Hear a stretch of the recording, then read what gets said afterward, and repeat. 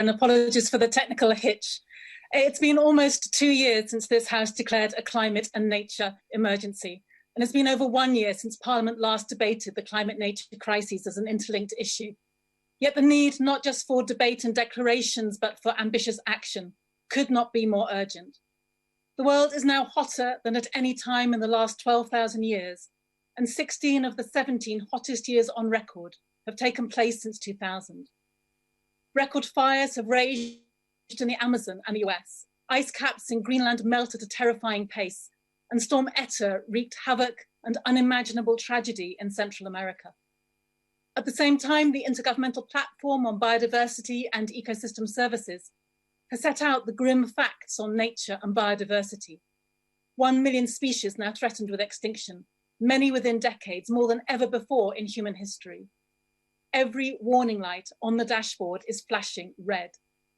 And with the UK due to host the Climate Summit, COP26 in November, and with the COP15 Biodiversity Summit also taking place this year, the responsibility to show honest and bold global leadership could not be greater. And that means acknowledging 3 things. First, that our domestic climate policy is inconsistent and incoherent. To take just one example, the government's failure to call in the recent decision to allow a new coal mine in Cumbria has prompted James Hansen, for 10 years NASA's most senior climate scientist, to warn that the Prime Minister risks humiliation by showing such contemptuous disregard of the future of young people and nature. The UK cannot lead a good COP from a position of weakness and inconsistency. And second, we're off course to meet both our 4th and 5th carbon budgets. Not only that, but those budgets are based on an 80% emission reduction by 2050, not net zero.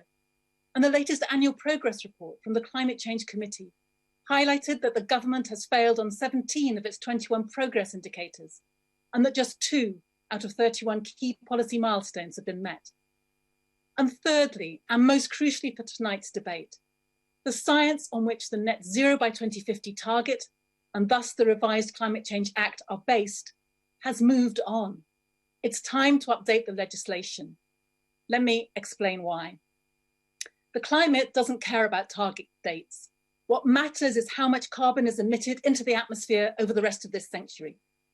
The IPCC has estimated that a global carbon budget, the total burnable carbon between 2018 and 2100, consistent with a 66% chance of 1.5 degrees warming, is just 420 billion tons of CO2. Now, it's currently being burned at approximately 40 billion tons a year. On current trends, that gives us until 2030 at the latest, before that global carbon budget is used up. After that point, we would have to rely on costly and uncertain negative emission technologies to avoid global heating of more than 1.5 degrees. Historically, the UK has been one of the world's biggest emitters. We started the modern fossil fuel age with the Industrial Revolution. We're disproportionately responsible for the cumulative emissions in the atmosphere. So if you factor that in alongside the need to allow space for poorer countries to develop, a fair carbon budget for the UK looks like around 2.5 billion tons of CO2 over that same period.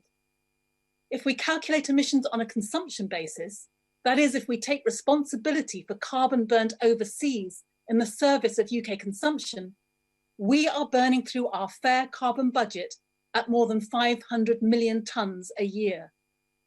Madam Deputy Speaker, that gives us just 5 years before it's gone. That is the reality. That is the inconvenient truth. And that's why we urgently need to adopt the Climate and Ecological Emergency Bill, a private member's bill that I introduced into the House last year, which has the support so far of 98 MPs from 8 different parties.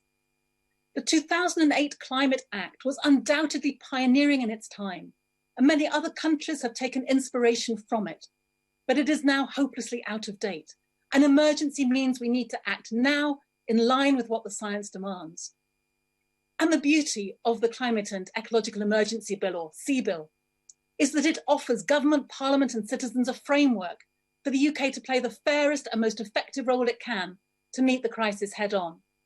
A framework designed for coherence and integrity. The CEE Bill follows the science. It represents the last best chance for this House to tackle the climate and ecological crisis we all face together.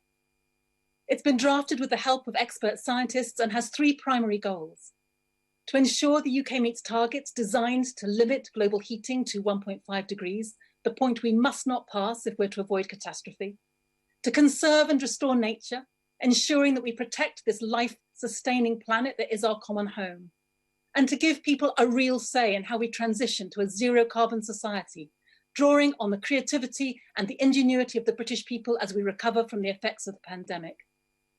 It also seeks to fill in the holes of the Climate Change Act in three key ways. First, by accounting for the UK's emissions on a consumption basis, counting the emissions we're responsible for overseas, as well as the emissions from international aviation and shipping. Second, by setting out measures which tackle the climate and ecological emergencies simultaneously. And third, by involving citizens in what will need to be an equitable shift towards a fairer and greener society. Madam Deputy Speaker, we need to tell the truth about our climate emissions. The government likes to say that it's reduced emissions by over 40% since 1990, but that's only true on a territorial basis. And one of the ways it's been achieved is by offshoring so much of our manufacturing and essentially outsourcing so many of those emissions to countries like China. So if you factor those back in, we've reduced emissions by much less than 40%, and possibly by as little as 10 or 15%. It is time for honesty, time to face reality. The Climate Change Committee has now published its advice in relation to the sixth carbon budget for the year 2035, and specifically recommended that international aviation and shipping emissions be taken into account. I would welcome confirmation from the Minister tonight that the government intends to heed that advice. I'd also note that the CCC's advice still leaves out the emissions associated with trade. So I'd like to ask the Minister, will the UK commit to updating its consumption-based accounts and setting targets and budgets which take account of all the carbon emissions attributable to UK consumption, including those associated with imports?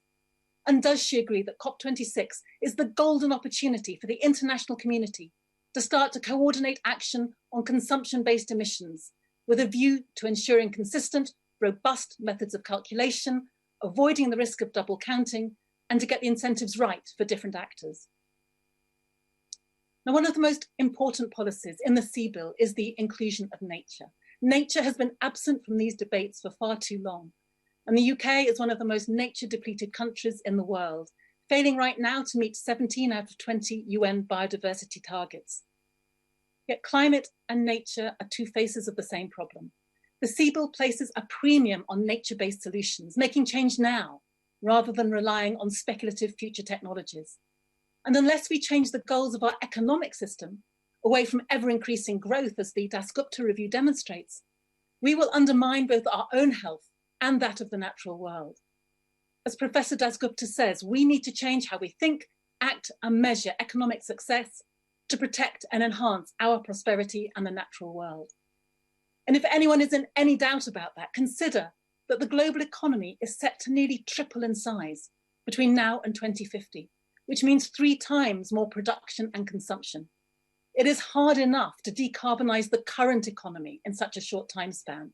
The idea that we will be able to do it 3 times over whilst protecting and restoring nature is, frankly, for the birds. Or quite literally not. Not for the birds, not for the bees, not for the thousands of species at risk from the impact of human activity on the planet. The UN Biodiversity Summit, COP15, due to take place in May, is an immediate opportunity for the government to raise the bar and demonstrate that it is listening to Dasgupta and others. And then finally, citizens' engagement. It's important to recall that the 2008 Climate Change Act itself also started life as a presentation bill in 2005, inspired by civil society's Big Ask campaign. It's proof that by working together with shared purpose, giving a voice to thousands of concerned citizens calling for change, global history can be made. Likewise, the CEE bill is the people's bill. It sprung from the grassroots with the intention of giving the public a real say on the climate and nature emergency. The brainchild of the CEE bill Alliance, a talented group of campaigners, including those who previously fought for the Climate Change Act, it's also had input from scientists at the cutting edge of climate and ecology. And my thanks goes to them all and to all those who've joined the campaign. Because the campaign for the CEE bill is broad and inclusive, working with allies from business, trade unions, faith groups, charities, local communities, the arts and individuals. And the bill has participative democracy at its heart. The transition to a zero carbon future isn't something that should be done to people. It's something which should be done with people. Only then will it be a just transition. And there's an opportunity too for the process to give citizens fresh agency and hope for our response to the climate crisis, to renew our tired and failing democracy. Initiatives such as the Climate Assembly UK shows there is huge appetite to be part of identifying and agreeing positive solutions. Assembly members came up with ambitious ideas like free bus travel, a frequent flyer levy, advertising bans on high emission products. You know, we're often told that the public won't get on board with bold policies, but that couldn't be further from the truth. And it's also striking that alongside clear, proactive, accountable and consistent leadership from the government, Assembly members also wanted cross-party consensus and for political parties to work together. The CEE bill proposes a new and much larger emergency assembly to guide Parliament and government in its strategy to reduce emissions and restore nature, to help ministers, not hinder them, and ensure that action reflects the boldness for which citizens are crying out. So can the Minister outline tonight whether the government does have plans to actively and meaningfully engage the people of this country in tackling the climate and nature crises, and what role does she envisage would be played by participative democracy? To conclude, Madam Deputy Speaker, we are nearing a cliff edge of cascading Earth system collapse. The narrow window for limiting warming to 1.5 degrees is closing fast. Leadership means telling the truth about what that means for people's lives and livelihoods. It is no exaggeration to say that this is the most consequential decade in human history. The experience of COVID-19 has demonstrated that with a collective understanding of the nature of a crisis, governments can take radical, unprecedented action.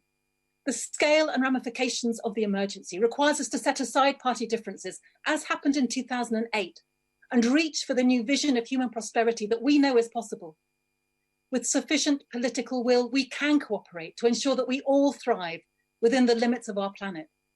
But it isn't going to happen without new legislation that gives us a framework commensurate with the science and with the reality. And the CEE bill is that new legislation. It brings the future into the present and our responsibility to the future into the present too. So I hope the Minister will grasp this opportunity to recognise that the climate crisis is bigger than any one political ideology, and work with me and others on legislation which could be a new and desperately needed global first.